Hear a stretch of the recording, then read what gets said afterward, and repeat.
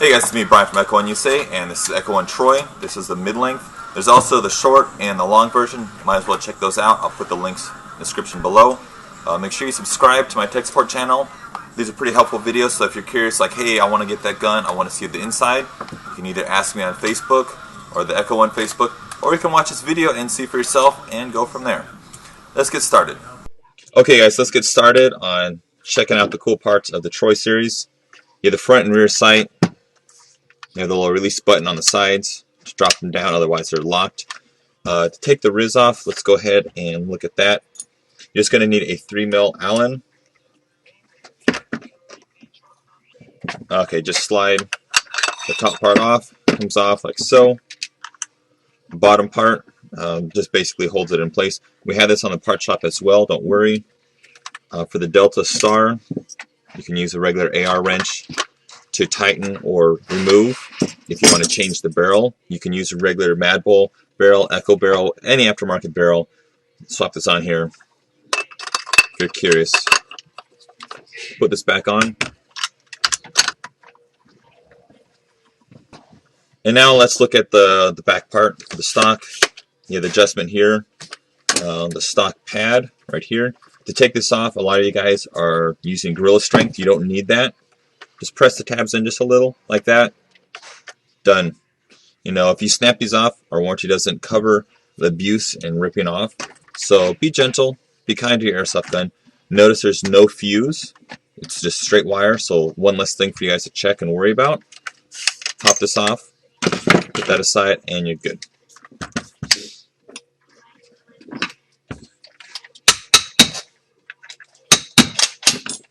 Okay. When you take out the rear body pin, you can pivot up and see. I took off the front one so I can take the lower off, but now you can get to the hop-up unit. Say if you had a jam BB or something, you can go in there, pop it out if you need to, or clean it. And it already has a Mad Bull blue bucking installed. A lot of the Echoes are coming with the blue for the older series, or the newer version. Oh, that's dirty. The newer version, orange. Same plastic, same material, just different color. So don't worry. Okay.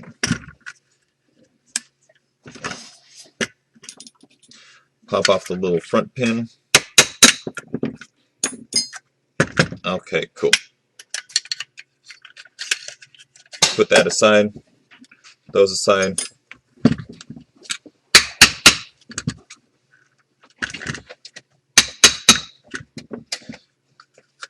Notice how I punch the pin out one way. There's little grooves on one side, on the other side there isn't. So just tap it one way, you'll see, and then tap the easy way. Otherwise, if you're trying to get the grooves through, it takes forever. Using a Phillips to take off buffer tube screw. There you go. And bam. There's also a castle nut here. You can use your AR wrench to lock in place and tighten as needed. Okay, here's the lower. Let's continue.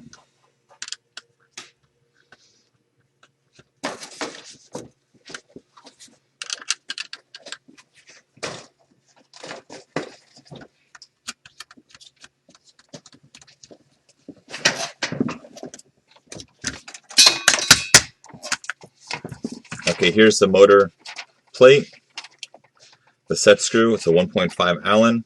This goes in here. Basically presses on the motor.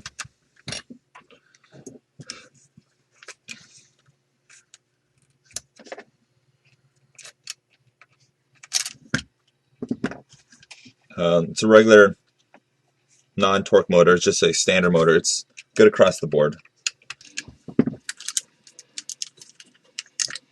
Take off the grip.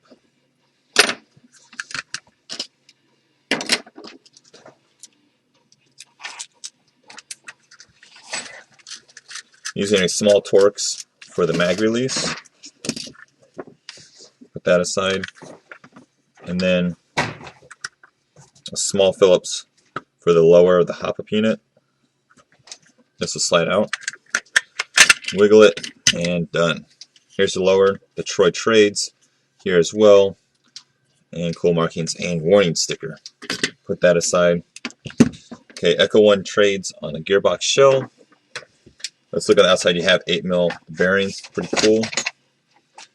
I'm using a hook to pull the reversal latch, like so. There's no more tension. It's not going to explode outward. And take it apart.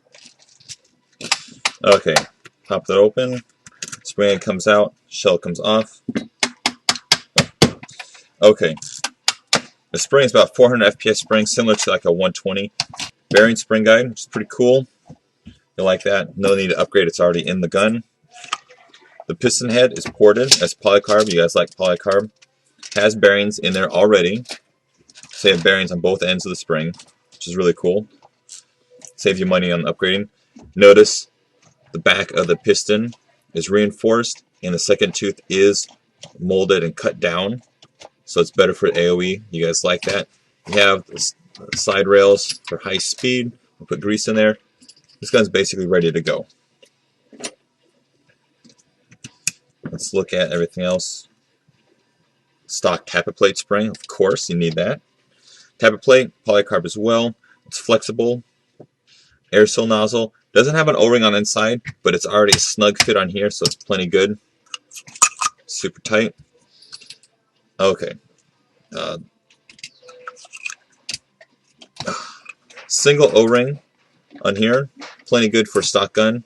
Everything else is upgraded, so you don't really need to splurge on aftermarket cylinder heads right away. Okay, for the gear set, you have the steel gears, 8mm bearings, which is pretty cool. Still reversal latch. All standard parts, so if you want to upgrade this, you can. And one new thing that we added to it for the wire harness, let me take it out, you'll see. For the wire harness, there's no more need for a metal contact on the selector plate. So now the selector plate will never go bad. Well, unless you somehow like jab it or something. So now the wire harness is very clean. You just have the contacts on here. No more contacts over here.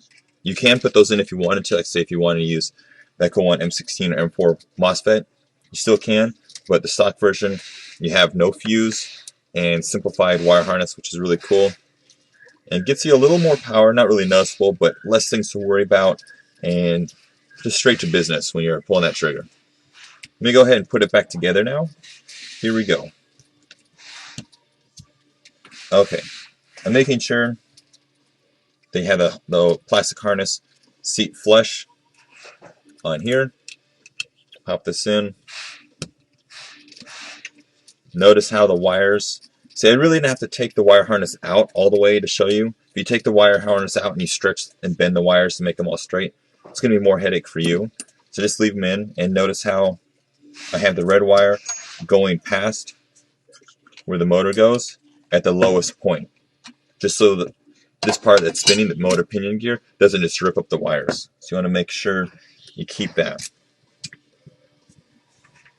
Okay, add a little spring.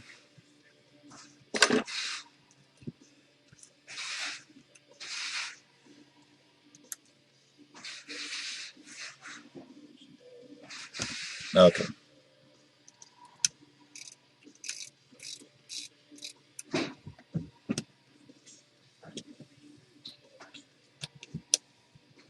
Okay. Now sometimes in the emails I'll say, hey, you might want to clean your contacts, like if you say it's a couple months old or something like that. This is what I refer to as a sliding contact because it slides back and forth. You know, there's lots of names on it, but that's what I call it. You basically have the contacts here. You can use a Q-tip when you open up and clean it. I have like an E90 video I'll show you how to do that. And I believe it one for an M4 long ago. But basically, every time you pull a trigger, just want to make sure it's clean and you're good to go. Drop the gears in. Don't have to check the shimming because I made sure no shims are flying out and it's good to go. But I would say if you're doing that, make sure you don't miss anything. Just real quick, I will show you how to check. I have the reversal latch in there. That's fine. What I'm going to do is just have the 3 gears and the reversal latch in there and just manually turn it.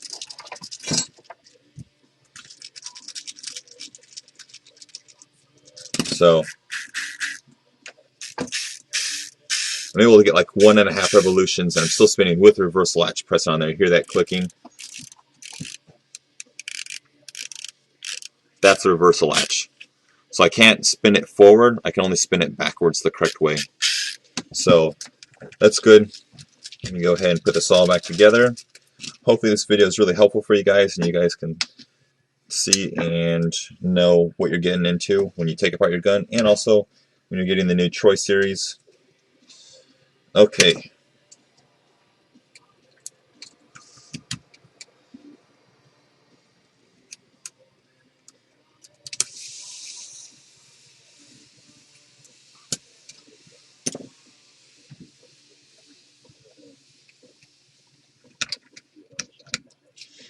Okay, put the piston in.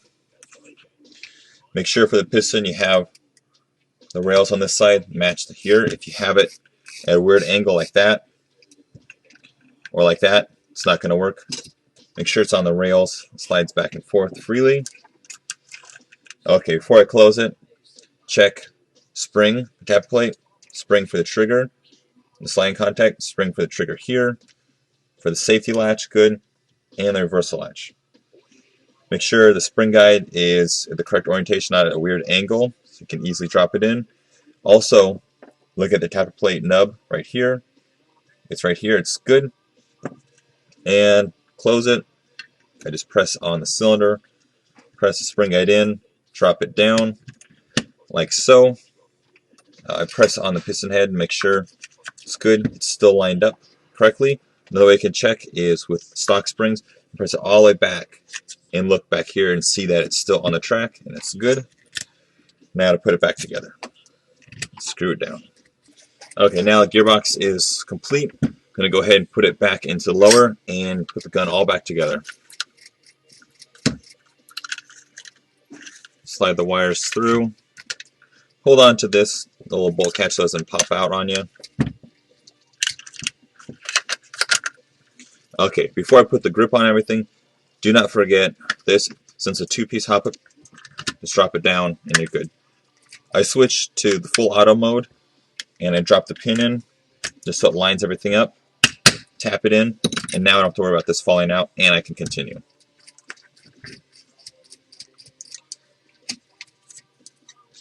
Line the wires up. Make sure you have red in the front, black in the back. Line up like so, and tighten.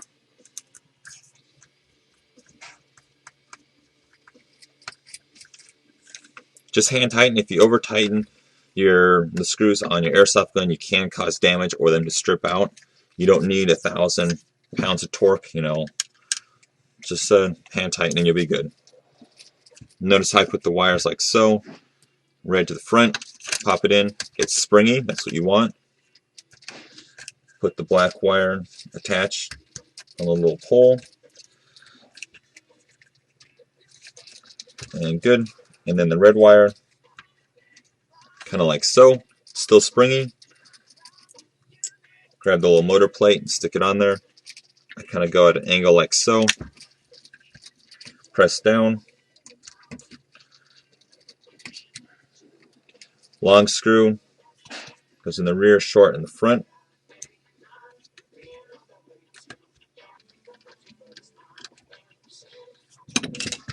Okay, now put the 2 little Phillips up front.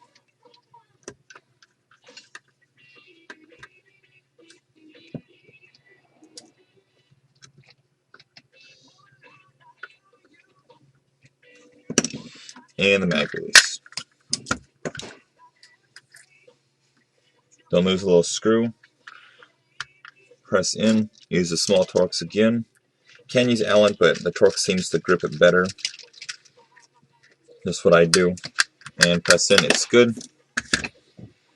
Don't forget the stock plate. If you wanted to, slide this in place. Make sure the wires aren't pinched.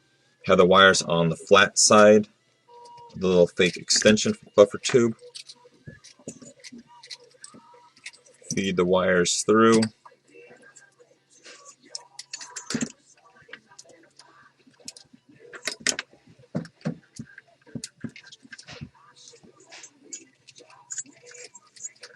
It should slide on easy and have room to wiggle like so.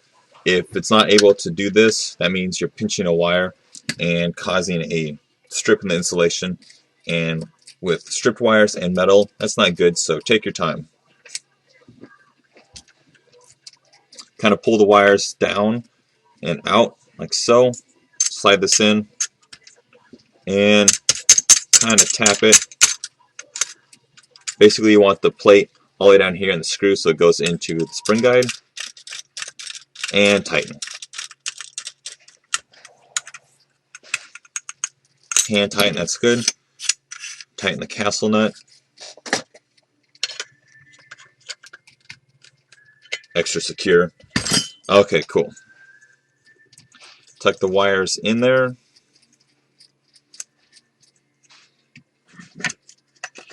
Catch crane stock. And how I install. Start up here, pivot, press, press, so it's flush. And then down here, it's good.